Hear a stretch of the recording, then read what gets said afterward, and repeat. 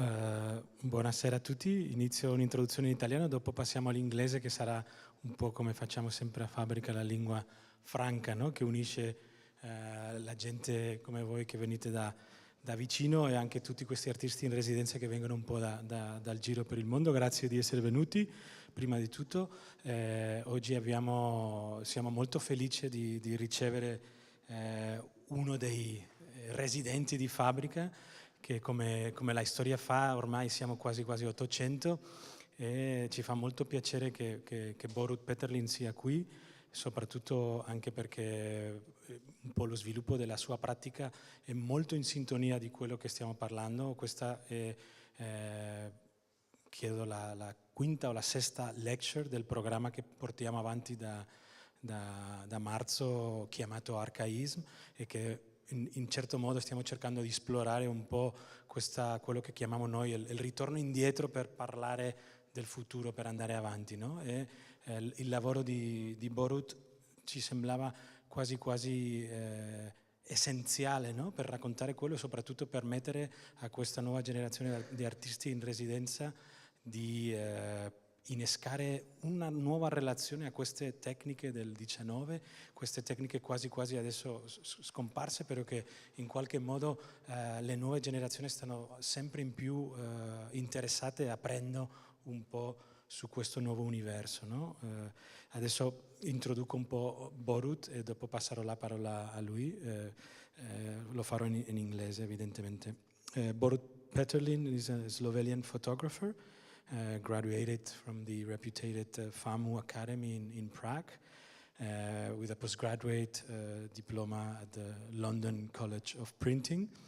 And in 2000, he arrived to Fabrica as a resident, where he started working at that time with Oliviero Toscani, who was the director at that time, and developed a myriad of projects while he was here. Some of them he will speak, and then he will also introduce what happened after Fabrica. No?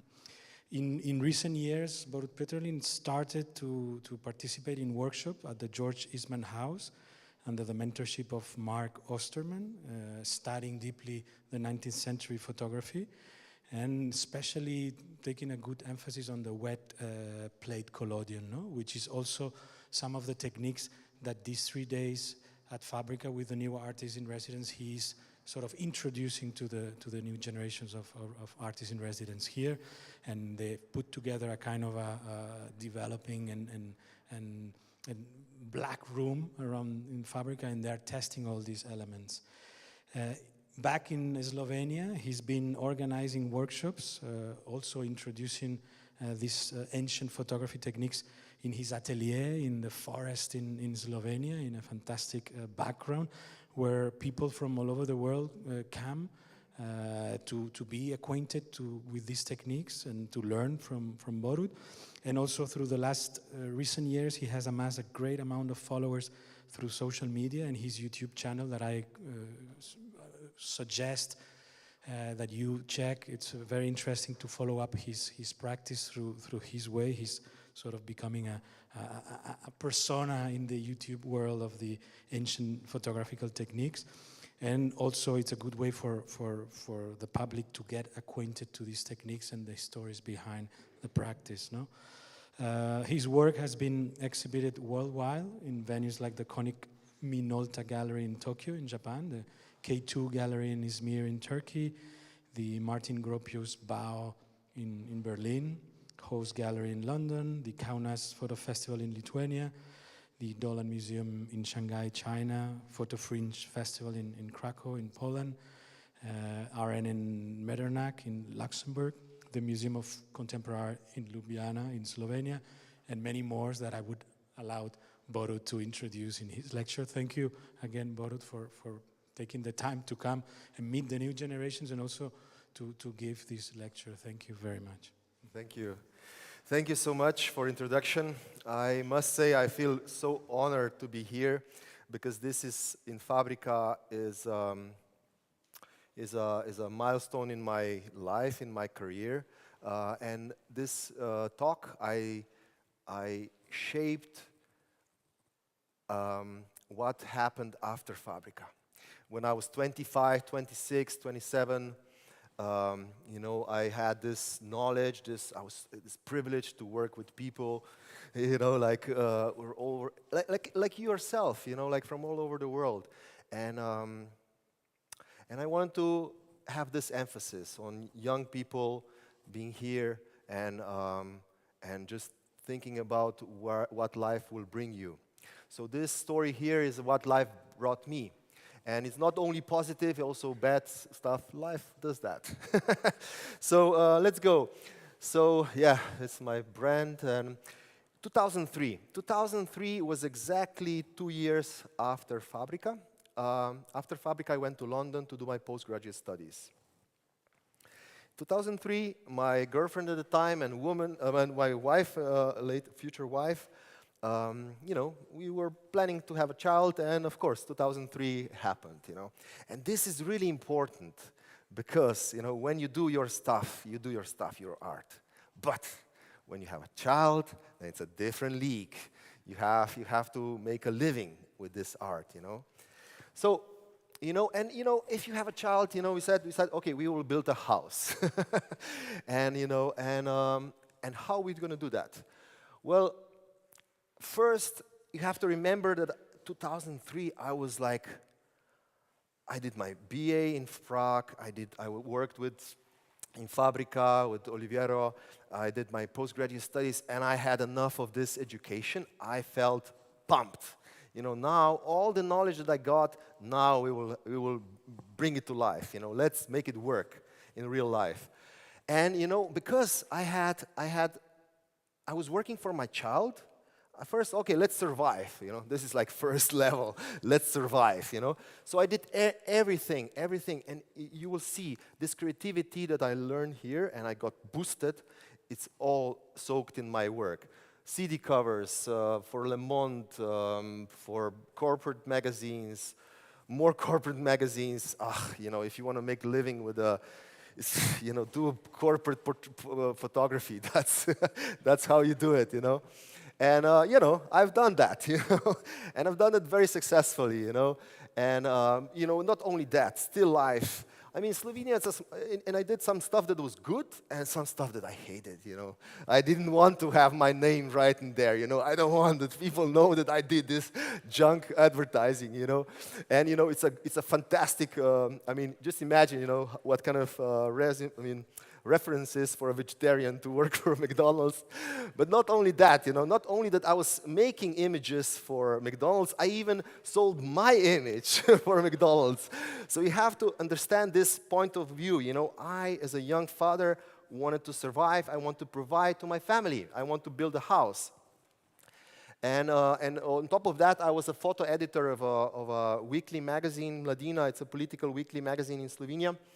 And in that stuff, I did many things. One of the things that I loved, and you can see now, Fabrica, a Colors magazine, wanted creativity.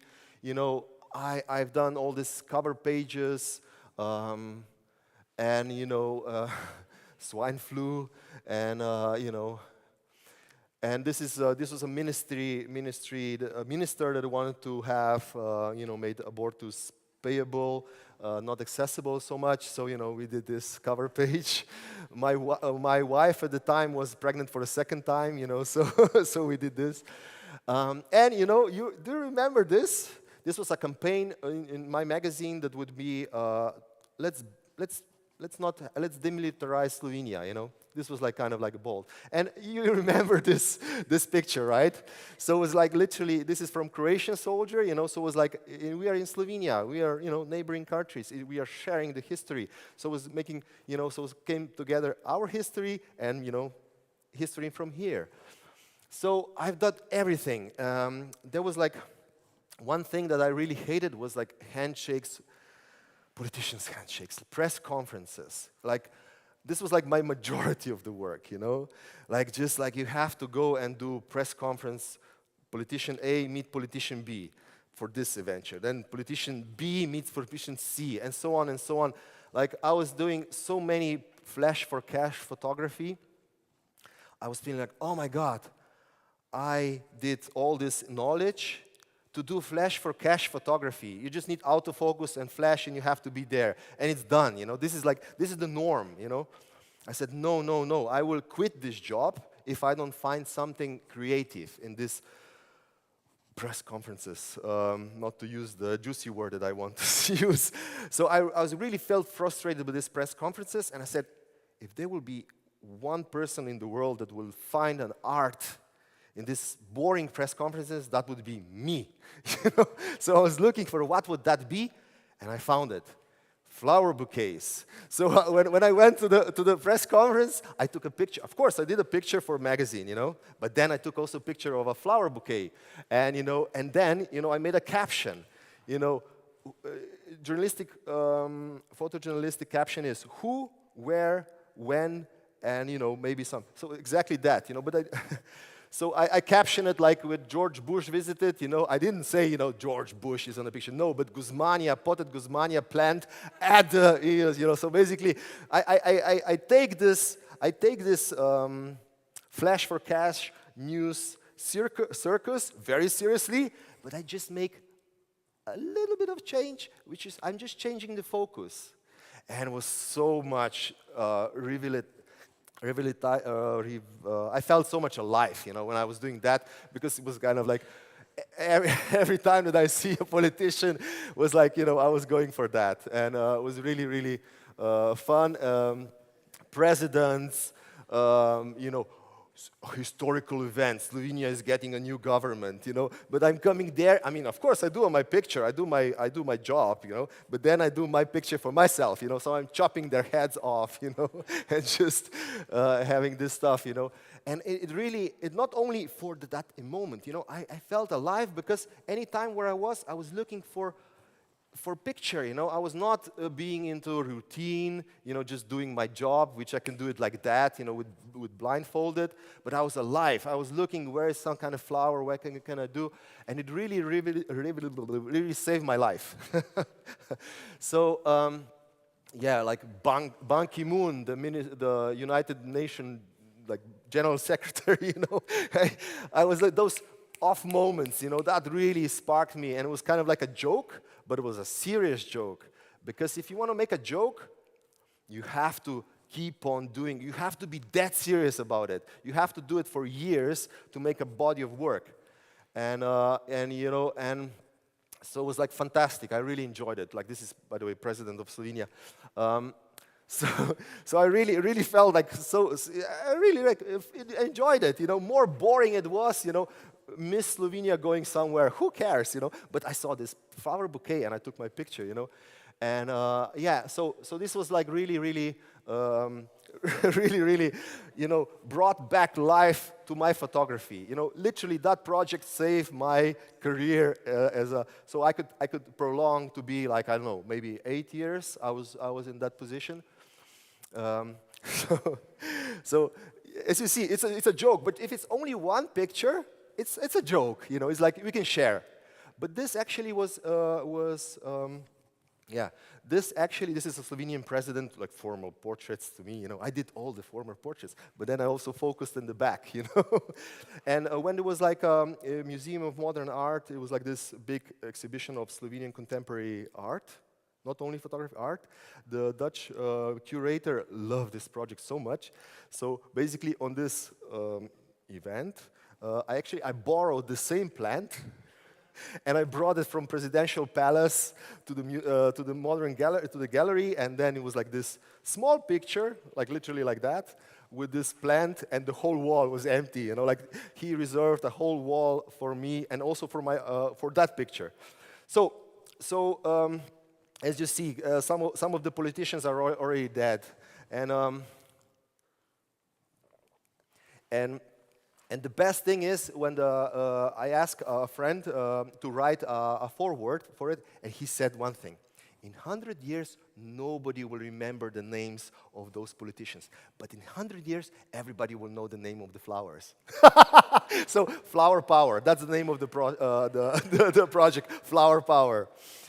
So, and it's kind of like, come on, like, where are the, come on, Colin, where are the weapons of mass destructions, come on, kind of, and I'm framing like this, like Shimon Peres is jumping in my frame. Come on, Shimon, you ruined my picture. So this was kind of like, I was always having this, so you see how art saved my life. Actually, this creativity that was nurtured here saved my life, and even there was off moments, because as a photojournalist, you have to wait. You have to be there, like, I don't know, half an hour later, and then you have to wait that the event finishes, and then... So anyway, I was waiting, and then I saw, I feel Slovenia, one ore hit, and then I was waiting so long that something happened. And, yeah, so I really enjoyed that project. And then the second thing that I worked for Mladina, it was like a creative portraits. And, this is something that we did or probably you're doing still. Well, we had to do in year 2000, we had to do wanted creativity campaigns for colors. Everybody, doesn't matter, are you a musician, are you a photographer, are you industrial designer, 1 week, no, I think it was like weekly one you have to, or monthly, I'm not sure. Anyway, so you had to submit your work. So this is kept with me, So when I had to photograph creative people, like this is a dancer, I wanted to, I just want to show, this. She did like a Balkan art festival, So we went to the Balkan food and musician, comic. He did like one. Every picture, a writer and so on, a jazz musician.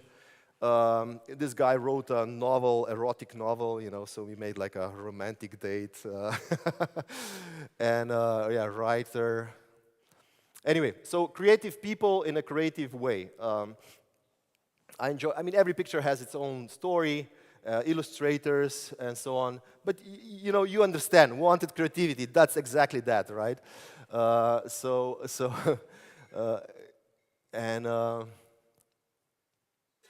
Oops. By the way, Big River Man, I mentioned to some of the students. Yeah. So this is the guy who swam Amazon River. So, yeah. So, I mean, I don't have to talk about these people. You get an idea who they are and what they're doing. By the way, his name is Tomato Koshir. So, and so on, and so on, and so on. Yeah, exactly, like just wanted creativity, that's exactly what it is, Photography festival director. Yeah, it's exactly that, It's, and most of it is done through the lens. So this one is this is actually just from the camera. I put, you have to know your job, you have to know your skill, like, Today, people think that you have to do your drill. You have to be, and this is, he was an erotic photographer. So, and you know what? The formula worked. Our house was, I was making a living. I was making really good living in combination with corporate portraits, corporate work, photo editor, being in a magazine. Doing those, it worked. I made provide not only the food for my family, but actually we built a house. We built a house, and we moved in, and then my daughter. There was like 2 daughters. Then the second daughter was born, and it was great. It was really, really great. We moved into the house, and it was really one of the, I would say, 6 years, 7 years of my most intensive life. Like, I enjoyed it so much, But it all comes with a price. When you do this for a money, when you're doing it for money for the house, it's good. It's one thing. But when you move into the house and when you're doing it for a long, excessive time, I mean, then say, oh, like kind of.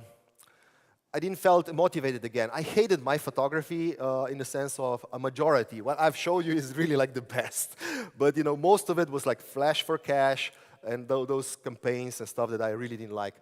And then recession came. And then recession came and also the money went down. And then I felt kind of like, I don't want to do this. I didn't study it so much to this. And then I said, you know what? if I would take this, and this is really important, if I would take this work ethic that I have for somebody who is giving me, I don't know, let's say 100 euros, whatever, what it gives me, like, okay, this is a job, and I do it, like, I do it. Like, if I break my camera, I will borrow your camera. If I break my camera, I will ask, can you give me your picture? I will, pass it on, whatever. I will do anything to deliver, because that's what you do as a responsible photographer. If you're a professional, you're a professional. There is no excuses. If you say yes, you say yes. It's just like, so basically what I wanted to say is, I said, what if I would take this work ethic and apply it to my art? What if? And then I decided, you know what? I will do my art again. This is what I decided. This was the exhibition in, I think it was 2009. It was 2008 in London, Holst Gallery. And then, I went to see Sally Mann, and this is a famous American photographer, and I've seen her work 1995 already. So the family, immediate family, it's their famous pictures that I wanted to see again. And then I saw this. What is this? What is this?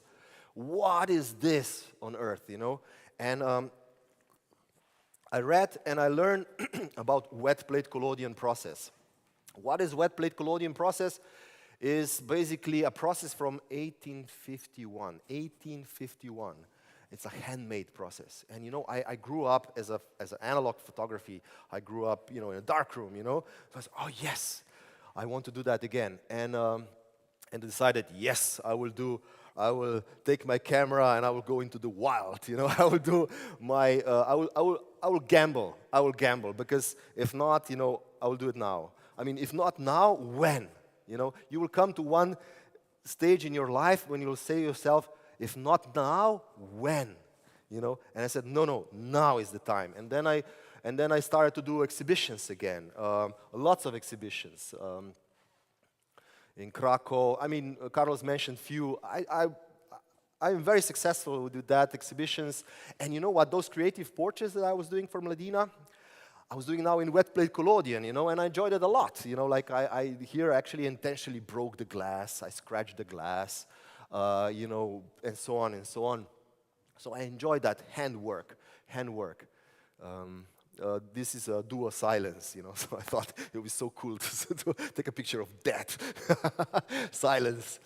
And and so on. And I enjoy this hand creativity, I merged my technical knowledge of everything that I learned with this. I also won some awards with that. But there was one thing that would really, I still have children. I still have to provide. I still have to make a living, The exhibitions, unfortunately, they don't pay the bills. And when I read in this newspaper that, let's say, Alexei Kobal was one of the most important living artists, painters in Slovenia, and he in this article saying he didn't sell a painting for a year and a half or something like that. I said, oh my God, if this guy is representing Slovenia in Venice Biennale, and he's not selling anything, how can I survive, And then, by the way, about wet plate collodion process, you have to develop the plates on the spot, It's called wet plate collodion because the plate is sensitive to light when it's wet. So this is my darkroom tent. So I bring everything on the field. So the darkroom tent, the water, the chemistry, everything. And, when I was developing this, and I said, you know what, I have to buy again silver nitrate. And I was buying it from eBay. And I said, you know what if I would sell something on eBay, But the thing is, on eBay, and I said, okay, I will sell this print. But, the thing is, if you are starting to sell an art, especially art, on eBay, which nobody does, I said, no. I will make a story about it. This is the key thing. You're not selling a photograph. You're not selling a car. You're not selling I don't know what. You're not, whatever you do in your life. You're not selling this. You're selling a story. So I have to make a story out of it. So I said, okay. So I started an auction from $0.99, like $0.99. You know, will it sell for $5 or will it sell for $3? Whatever. Well, you know, in the end, it sold for 111. You know, it's important that people were bidding. You know, 26 bids. So like people were bidding. You know, and. So I said, it was a fantastic marketing tool, because who is this crazy guy, you know, who's selling his art, like handmade art, on eBay from $0.99, you know? It was kind of like a good joke, you know?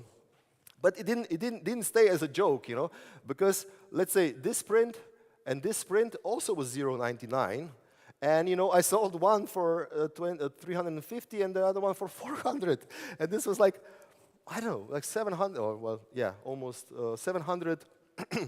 $700, like that, you know. So that was really good.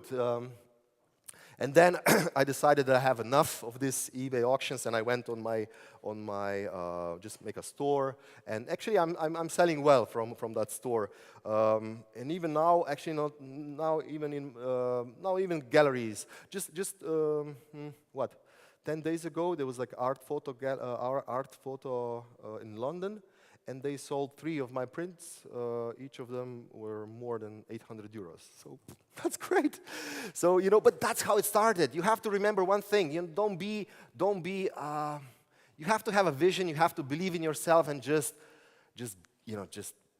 put everything in, like just everything in. And you know, and it works. I will come up later what I've done more crazy stuff. Then you know, I started to make books. You know, on video, yeah, that's one thing, you know. One thing that it's very important to explain. Slovenia is a very small country, 2 million residents, and the worst place to make an art career, to sell art, is like really, literally impossible. So I said to myself, okay, if I'm doing this, I have to. If I really want to be serious, I have 3 options. 1, quit. Second, move to some I don't know, some big place, some different country, like where is metropolis of Europe. Or what if I would become so good that people will come to my place, you know, to my small town, and that's why I started YouTube, Facebook, Instagram, all that stuff, you know. I started with, again, coming back, I have to provide to my family, you know. I have to take this work ethic of being a professional photographer and do my work, do my hard, you know, not be afraid of hard work. I never was afraid of hard work, I never am. So this book, you know, all these pictures, I was vlogging. I think this is actually, it happened, this book I was creating a few years, and I was creating, like, each picture, I made a video how it's creating. There's more about this book. There's more about this book, and this is, you know, when life actually turns around, when you think you figure everything out, flips around, you know, and this is, with my wife, we were together for 21 years. 21 years. So from my age of 20 to my age of 41. 21 years. But then, you know, we separated. And these pictures were literally, I was inviting my daughters, you know, to spend time with. It was like my photography, my art became a bridge to my fatherhood, you know, to my once they were participating in this creative process. Secondly, I was selling my work, and they enjoyed that, you know, to be in the video and so on. And you know, I made a book. And you know, you have to remember one thing. If there are like a few thousand, one thing I said to myself, you know, if you do one thing in your life that you think it's great, like it's the best thing in the life, you know, doesn't matter what it is. Are you collecting stamps? Are you in shoes, or are you in art? Doesn't matter what. If you truly believe if you truly believe in your passion, then I guarantee you there are a few millions of people around the world who would think this is the best thing in the world. It doesn't matter what. Are you collecting paper cups? You will find a few million people that are into paper cups. You know, whatever you think, but you have to really believe that. You know, you have to really say, you know, I'm going to reach those people, and that's what I did. You know, I made this book, and with this book, I don't know, I don't remember exactly how much because I didn't calculate, but it was like the profit was more than 10,000 euros, you know? If I would give it to the book publisher, you know, maybe I would get 1,000 or 2,000, you know? But this is because I really believed in it, and, you know, I was just selling through borutpeterlin.com. There was like no library had any of my book. But because people were following me, that became my money, you know, like, and, you know, and from that money, also, you know, my kids benefited. So, by the way, the book is on sale. Yeah, I really enjoyed it. In this book is also one thing I discovered. It was not only about portraits and, you know, spending time with kids, but also I thought about a photograph as an abstract painting. How, let's say, this picture is, if you put it together with some other picture, how is that affecting as a so I have several like, I think it in behind, let's say, when I put those two pictures together, how they work together, you know? And then I thought, yeah, it works. Because landscape photography, which is, I love, became like kind of like a vehicle for feelings. So you have to find your own language. You know, this was my language, and it worked, and I really enjoyed it. And yeah, and some of the images are very playful, but some of them are very dark. Like this one is, whew, you know, like kind of drowning. This was kind of, but again, like playful, you know. So, like, you know, kids leaving, you know. By the way, she's now 16, and the oldest one is, she's now 19. They really left I went to Rochester. I really learned my craft, you know. I really learned my craft. This picture is made from egg white, from albumen. So just as they were doing in 1855, so I learned all the process, you know. I have this lens from 1860s, something like that, old lenses, you know. And yeah, and as I said, this picture in the book has its own place. I had a lot of exhibitions with that project too. And then was like another project which was totally different, another book, a Light Mood.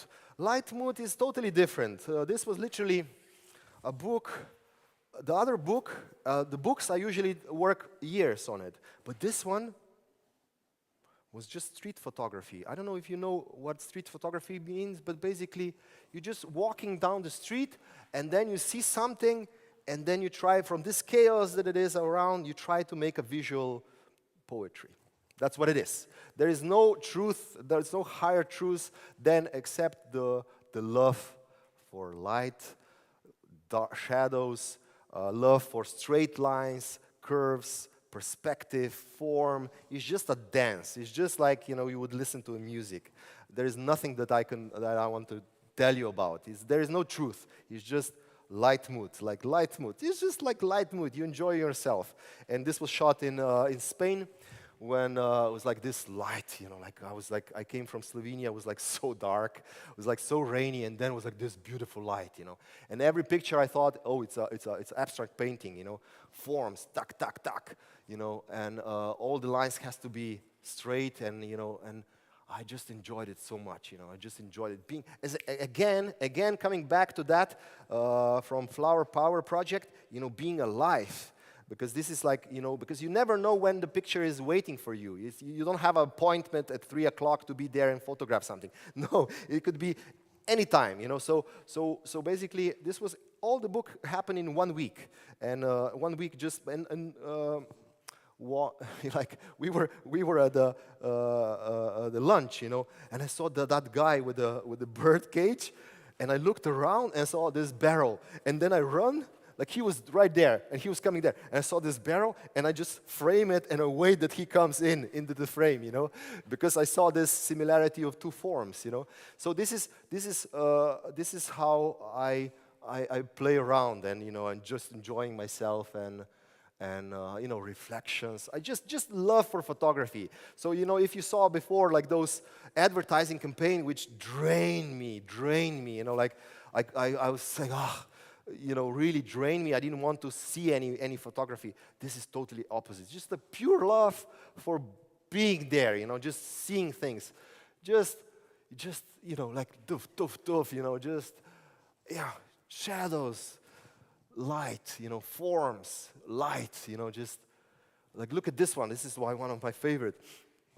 It's like, and again, you have to think if as a photographer, if you think one thing is interesting, like a bird cage or this child standing there, don't go for the child standing there. Go put it somewhere around, because it's just a child on the street on the end of the day, So, actually I crossed the street just to have a foreplane and backplane, not to be too simple. So, and then moments, and then you have this, relationship that lasts for that amount of time, But in your mind, it's there already, things is coming together, things is coming together. You feel this a million times doesn't happen, million times doesn't happen. But, you have to feel this energy and then it happens. And I did my wet plate collodion process for many. Of course, this was one of my really beautiful commissions. This is a costumographer. This guy makes theater costumes and this. So this is all done in the camera, no Photoshop here. This is glass plate. Again, I did my vlog about it. I recorded. So he asked me, I have this costumes from the theater shows, and I want you to photograph them in a wet plate.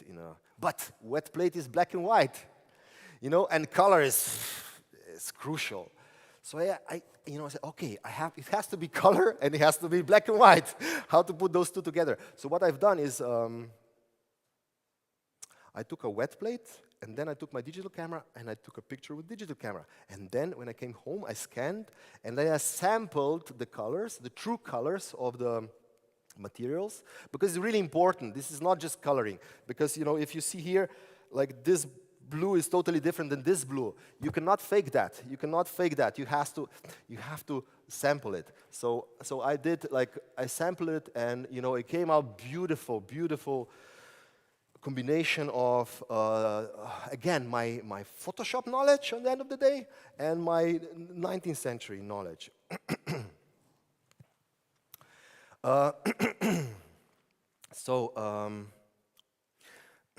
This was really great. And then I mentioned my divorce. My art is always my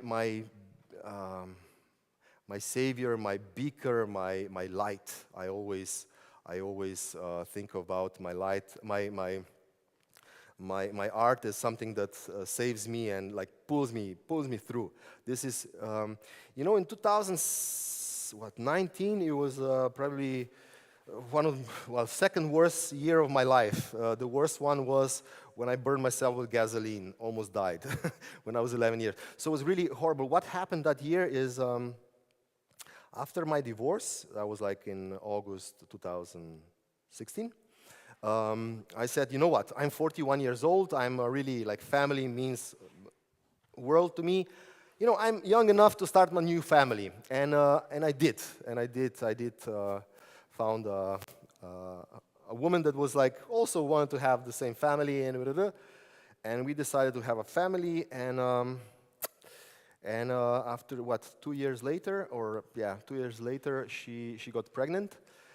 But how should I say that? Love lasted till she got pregnant, and then I felt really on the verge of depression, really. But again, I said, you know what? And then COVID happened. That was 2020. In the beginning of 2020, in January, I realized it's utterly, it's gone. All hope was gone. And in Her parents were from Sydney, so in January 2020, she left with our son to Sydney, and then COVID happened. So I have not seen my son for 2.5 years, so from January 2020 to June 2022. So that was for me like, you know, like I screw up my life, you know, like this is like I really lost all my will to live, like just, but you know, I'm really disciplined guy. I don't drink, I don't smoke, I never tried any drugs. Like I'm really, I'm an artist, but I'm kind of like a soldier in one way, you know, like I really don't take, you know, I feel what I feel, but I don't give in, you know, I don't give in. I'm a fighter, I will keep on. So what I did, you know, was 2020, you know, it was COVID, we were closed, you know. So I said, you know what if I just go to the forest and just be there? I have this Land Rover from 50 years old, and I went to the forest, and I took my big camera with me, this really huge camera, and I started my project, A New Earth. Yeah, I was doing vlogs, you know, how I'm living in the forest. I mean, I went for a campaign, you know, like 5 days at a time.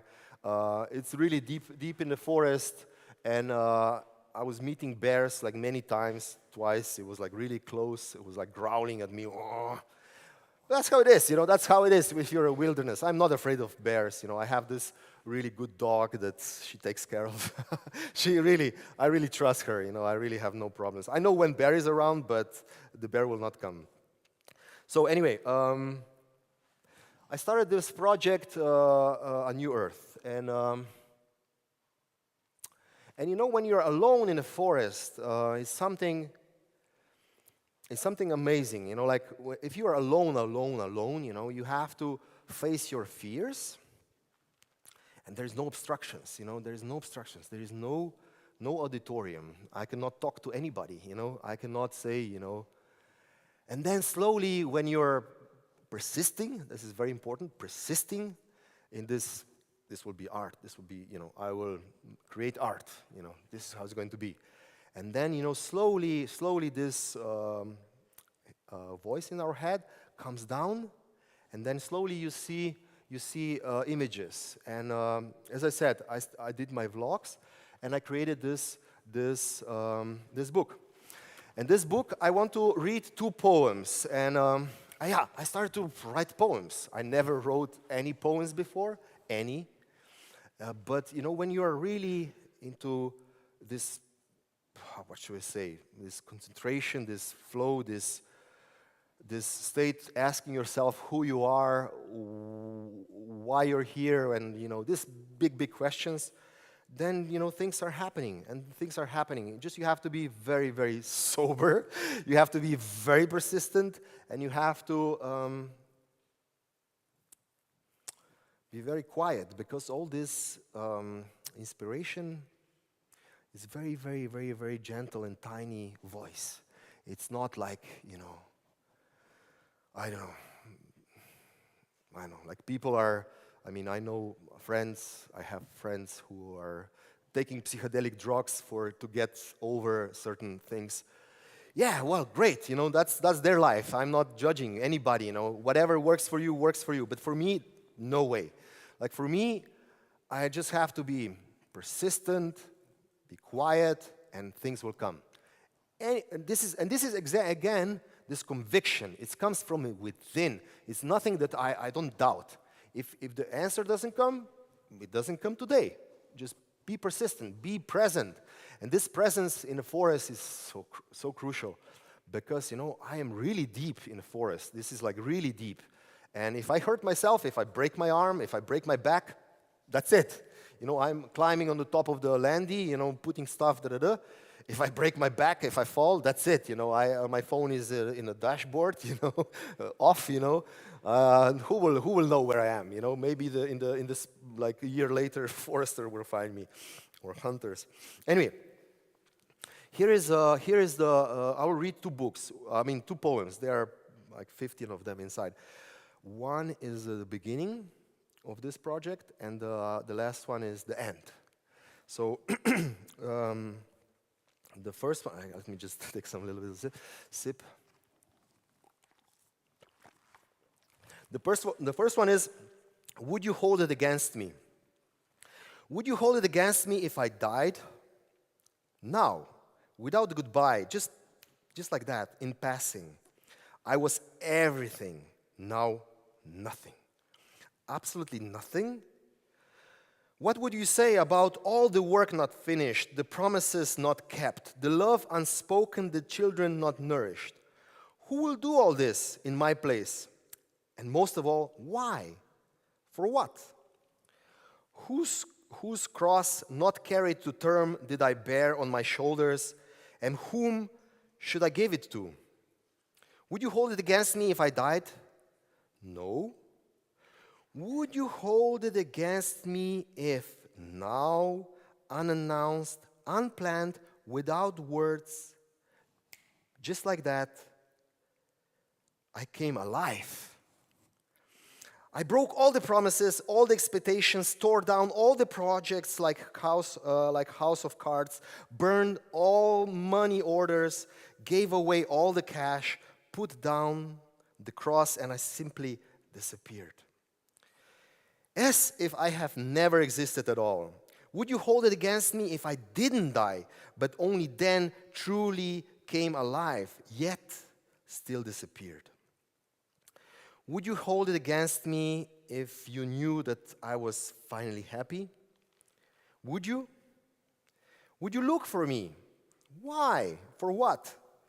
Would you want me to return, or would you too want, completely unnoticed, sometime to disappear? This is how I felt. I felt really horrible, but at the end of the day, I felt really liberated. And I thought, why I'm doing this, what I do, why? And as I said, there are whole book about that. And the last one is literally the end, the end of my project. It says king. King without a kingdom, without subjects, without a court. King without a crown, without a sword, without a scepter. A king in service of others paces his kingdom upright, proud, and courageous, for he knows he is king. And he bows low to everyone, for he knows he has met his equal, the same as him. When you go deep inside yourself and you stop comparing to others, because now, when you speak self-confidence, usually that means, I'm better than the other. It could be worse. But I want to be there, so I will fight to get there. We always compare to each other. That's how we are programmed. That's how our society works. But if you go really deep, really, really deep, then you understand you are a king or a queen, and then you understand that your self-worth, it has nothing to do with other people. It has nothing to do with other people. And that's why I say, a king in service of others, but still knows he's a king, And this is the last poem, and this is actually how my spiritual walk that I took in the middle of the forest. I will just show you a couple of images from that. This is Free Spirit. Free Spirit. Again, guys, if you are into art, get inspiration. Soak in other people's work. Let's say I went to the Martin-Gropius-Bau in Berlin. I always go there for a visit. When I'm there, I always visit. I always see all the exhibitions because it's like a sacred place. It's one of the best places in Europe. So there was Ana Mendieta. I never heard about her. Ana Mendieta, she's a Cuban artist, and she was one of the first feminists, one of the first landscape artists. And the thing that really made a click in my mind was this. She was she enjoyed the art of Incas and Mayas. So what she did, she started to do the sculptures and the art that Inca and Mayas were doing. But when she made them, they look fake. They look fake like papyrus from Egypt, you know. It looks the same, but it's fake, you know. Like it says, it screams fake, you know. So she didn't like that, and she had said, but you know what? Maya and Incas, they were not using this as an art, as an ornament. They use it for rituals. So she started to perform rituals in nature. And, you know, and then I realized, oh my God, what if I wouldn't just photograph trees or landscape photography, but I would perform rituals. I would perform rituals. I mentioned where I came from really like a deep pain, and I said, no, I will make rituals of healing, you know, and not only about. But I said, but this should not be a story about me. This should be universal. And you know, if we are talking universal, like first of all, like I was alone, you know, it was COVID time. But even if it would not be COVID time, I think still I would be alone, you know, that was the point of it, you know. In the beginning, I wanted to do this project together with women that I want to spend my life with, but she was gone, and that's how it is, you know, we have to accept that. So I was alone there, you know, so by the way, this, Ana Mendieta, she used this posture as from Incas and Mayas, and so I took that as a homage to her. Free spirit, that's what it was. So, you know, this is one of my second picture that I've made in a forest. You know, of course, I had like my son. My son was like my core thinking. Like this was always like inside me. I came up with my relationship with my son, and I made this picture. I call it father and son. You know, and who is father, who is son? You know, and then I realized, you know, I'm not talking about myself. I'm talking about humanity. Because, you know, on the end of the day, you know, we are humans. What are our relations to nature? Are we going to destroy it? Are we going to, and so on. So, you know, and then, you know, in 2020, we were all like bound to computers, and I started, I mean, you know, I opened up for photographers, and I don't know, I wasn't inspired by other photographers, but I was inspired by painters. Botticelli, Andrew Wyeth. This was actually Andrew Wyeth. If you know Andrew Wyeth painting Christina's World, there like this paraplegic woman is pulling herself through the field, and you know I took this body posture and I made this, and actually it's very and actually I will read this poem because it's very short and you know, Andrew Wyeth, you know, and remember, this is exactly what I said. It's kind of inspiration. You know, you have to get inspired by other people, and you know, just consume. Okay, here it is. Nothing here, nothing here, and that there. I know everything. I already know and recognize everything. Sorry.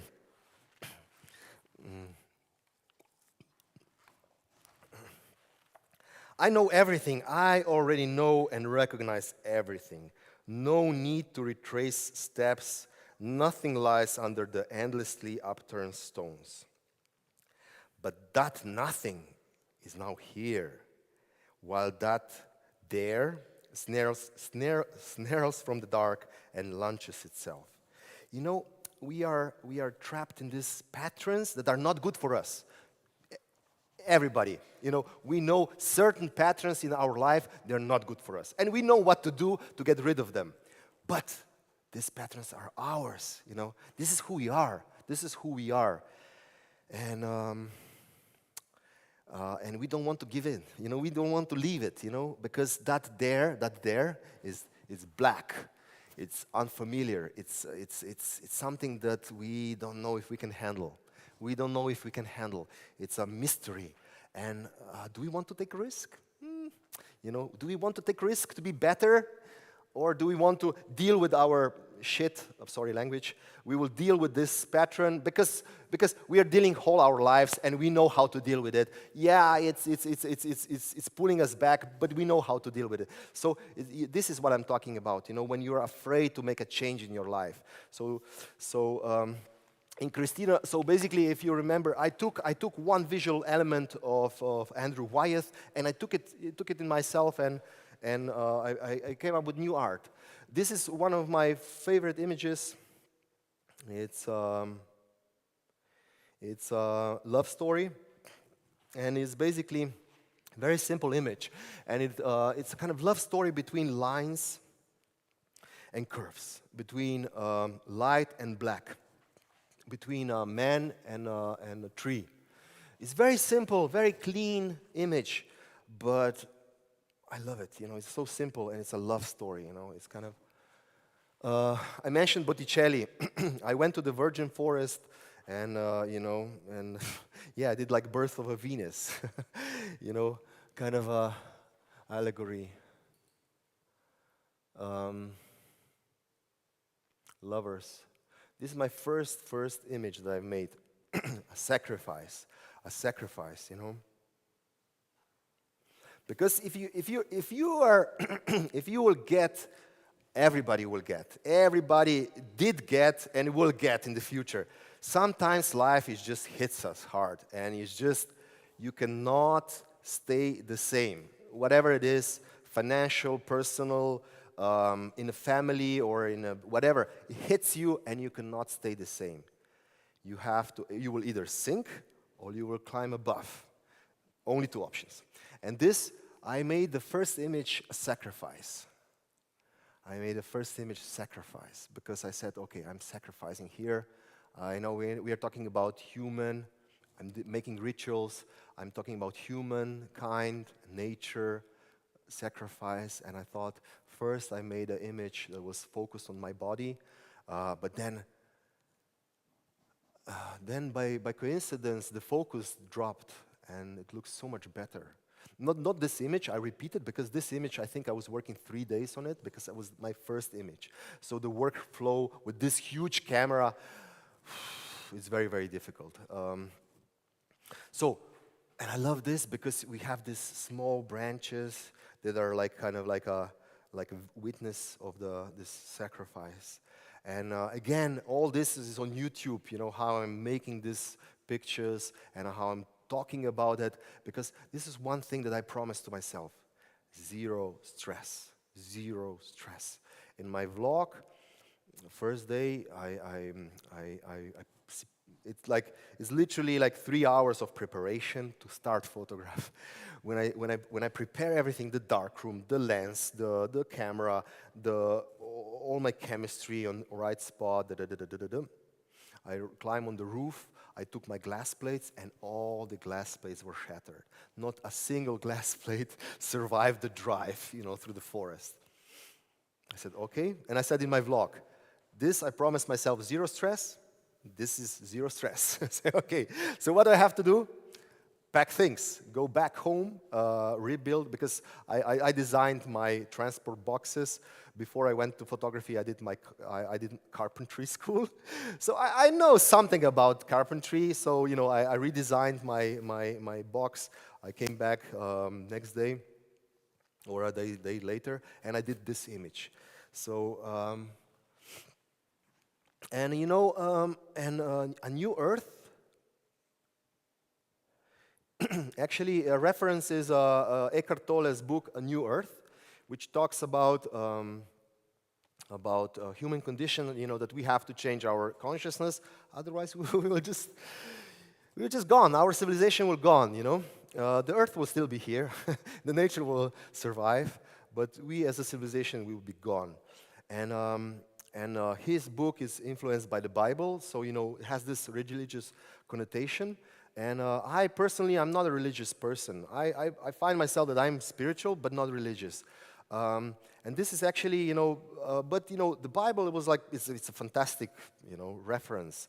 It's a few thousand years old stories inside, So this is a story about Samson and Delilah.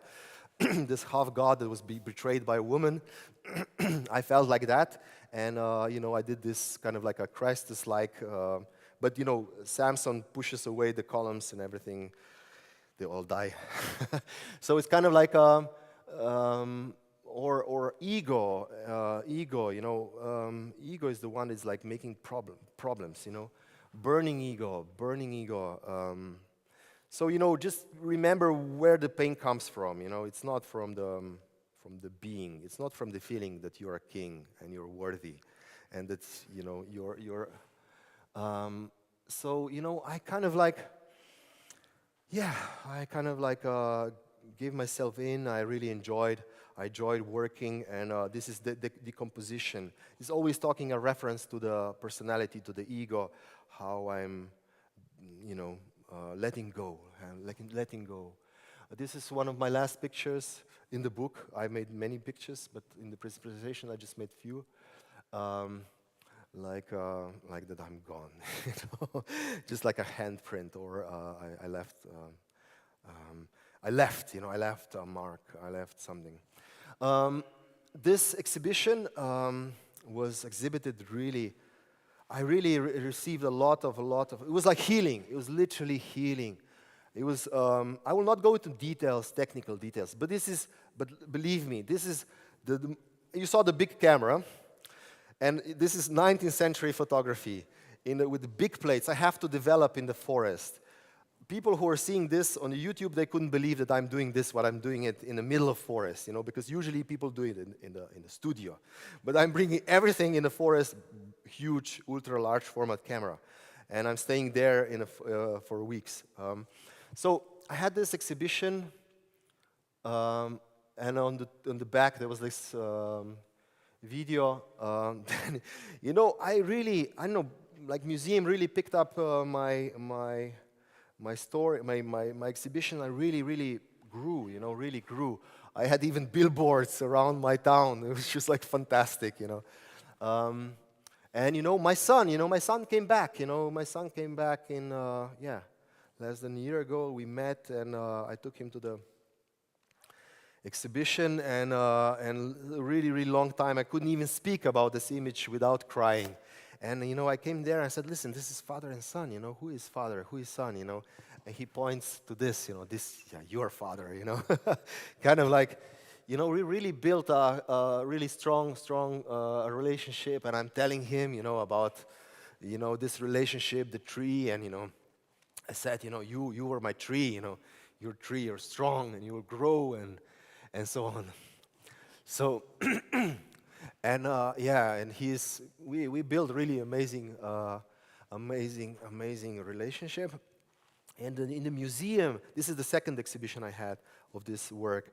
In the museum, I had I brought by hand these stones from the forest, from the spot that I took pictures. I don't think I didn't include it in the book, but is. Right here. I mean, this is literally these stones. These are literally these stones that I picked. These stones, and I brought them into the gallery, you know, by hand. Like each stone, I moved 3 times to bring it there. And you know, for me, it was like a very important symbol, because we are talking about heaviness. We are talking about stone. We're talking about our bodies, you know. We are talking about we are dust. We are from dust, and dust is from stone. So we are this heaviness, you know. And then I put on top a light, like a light that's coming down and transcending everything. You know, I made this connection between this heaviness and this lightness. And also these 2 pictures. One is heavy, and the other one is light. You know, you can guess which one is heavy, which one is light. Because yeah, so and you know, I just came from Portugal. This actually was by the way, I also exhibit in Prague a month ago, 17th of April. I had an exhibition of this picture in Prague. Unfortunately, because of time constraints, I didn't include it inside, but I did just before our presentations. I took pictures from, this is literally taken on Thursday, last Thursday. So in Portugal, in Monserrat, I exhibited in a church. In a church, you know, like it was like gallery was a church. It was like so, I felt, because in church you have this Christ's walk, because we all do. I mean, it's a metaphor, you have each of us, life is suffering, that's how it is. We want it or not, that's how it is. And like, I don't know how many years ago, 50 years ago, the walls were with Christ paintings of his suffering. And here is my walk, like my spiritual walk. And I felt so good. And there in the middle of this gallery, in the middle of this church, I felt that, this project concluded, that one big chapter of my life has finished, and finished the best way possible. That when the opening, I was like 3 o'clock, Wednesday, 3 o'clock. I never had exhibition opening at 3 o'clock p.m. I said, who will come? And Monsaraz, it's not Lisbon. It's like 2 hours drive from Lisbon all the way on the border with Spain. So I said, I hope somebody will show up. And actually people came from Lisbon, and one guy came from 500 kilometers from north of Portugal to the exhibition, Because, why? Because of my videos and because I was sharing these stories, and they were like following me for years, and literally like a decade probably, how actually I'm growing up as a human being. And it felt really good. I don't want to see myself. So anyway, to conclude,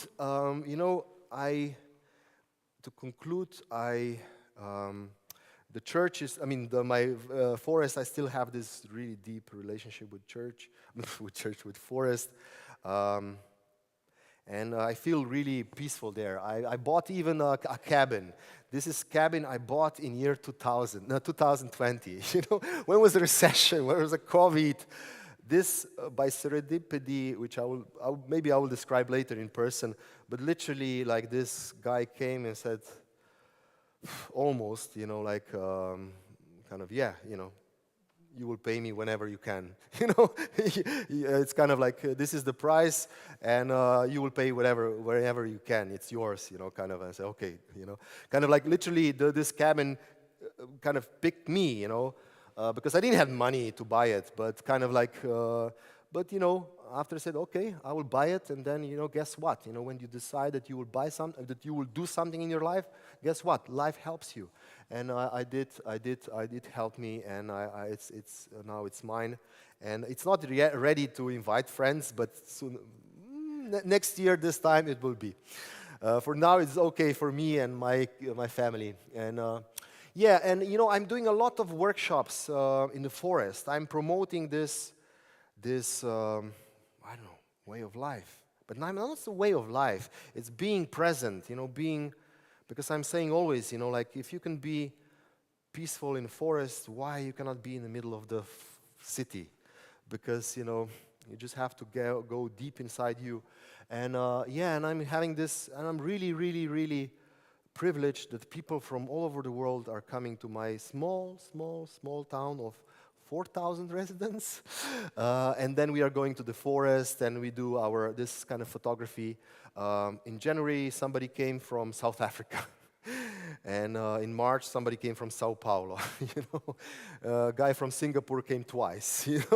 It's kind of like I really feel blessed that this human condition that I recognize not only in myself but in general, it's actually true. It's actually true, and I enjoy hosting people and just going into the forest and just watching fire, and I'm having a lot of that.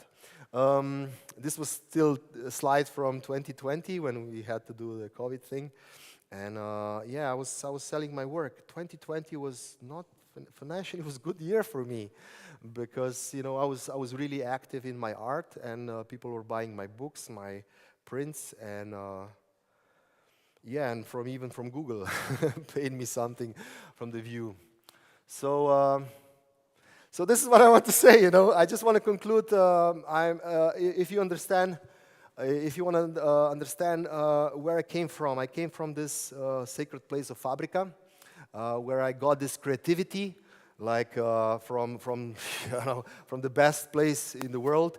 And but I just want to say that this creativity nurture that. It's not something that you were born with, and it's not something that will stay with you.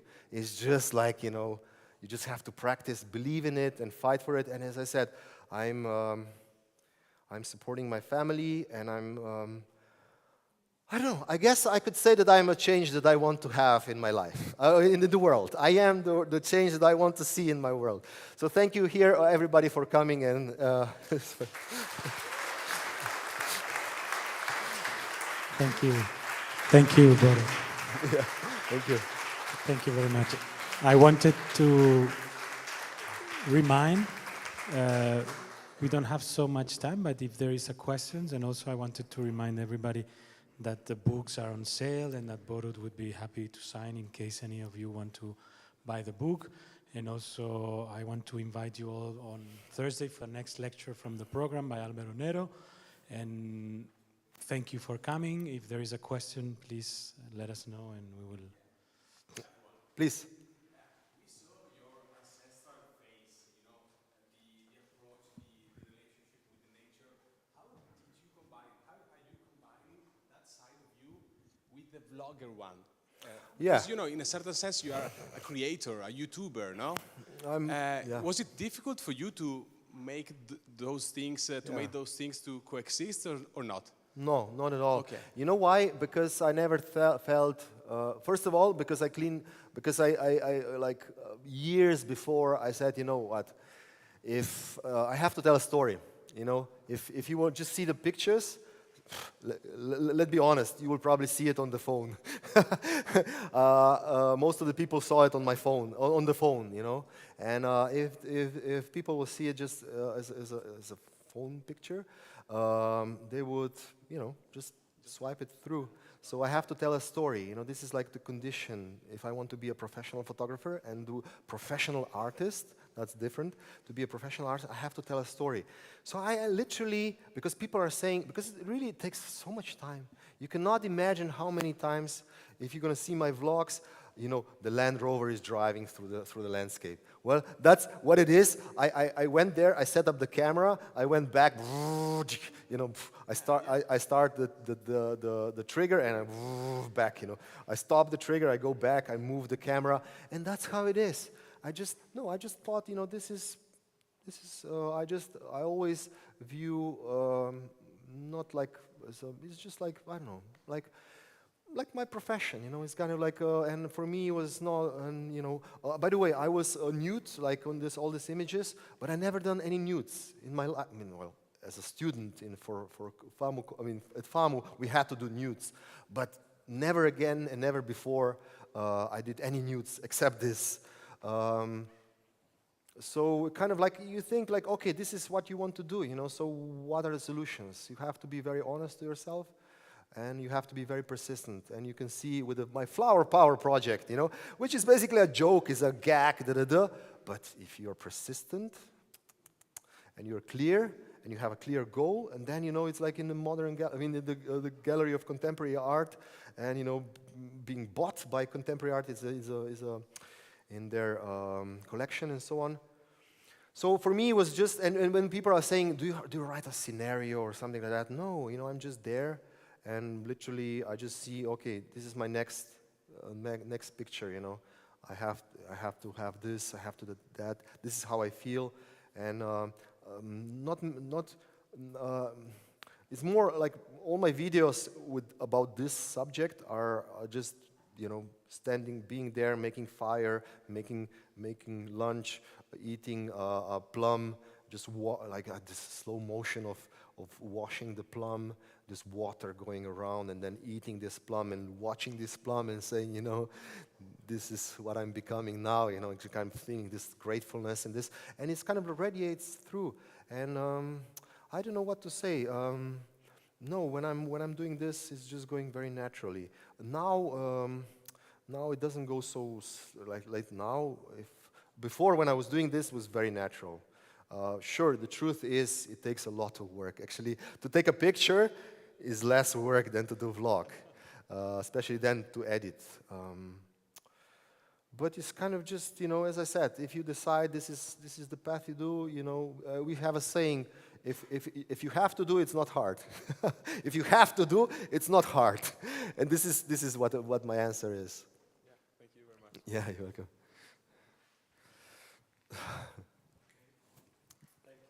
Thank you. Thank you. Thank you so much. Thank you.